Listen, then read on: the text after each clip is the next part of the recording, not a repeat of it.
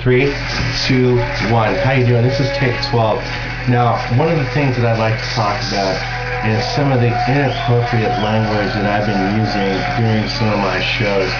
Please keep in mind this show is for pretty much not to be offensive. It's just to kind of give you all an English perspective of some of the crap that's really ticking me off.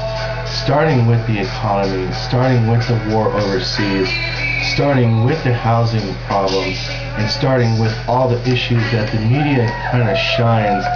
Some networks do a pretty good job of giving us facts, while networks like NBC consistently show us crimes that are on city streets that probably could have been prevented had they been more like Orange County with the cameras on the city streets.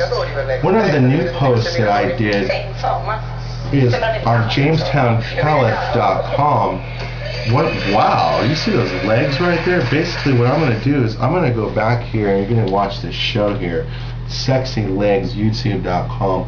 I did a report for economics and the housing market, how we can use our property tax money rather than using that property tax money in the war, going to the money for the war overseas, using half that money. Say you pay $6,000 a year in property tax, you pay $3,000 for your property and you get $3,000 back credit, which goes to your health insurance towards either 50%, 75%, maybe all of it. And then that way the insurance companies can get their money, and the older folks now, when Social Security is kind of getting to the point where you guys are taking everyone's money, rather than using the property tax money and sending it overseas for your failed programs in the state budget crisis and just sending the money overseas, and $6,000 a year is a lot of money people pay. And say you live there 20 or 30 years and you pay $6,000 a month or a year, and then say in a 30th year you can't pay and then the government wants to seize your house. The first thing I'm going to do is, once you pay your house off, we're going to have a 5 or a 10-year property tax payment where some of those credits go towards health insurance.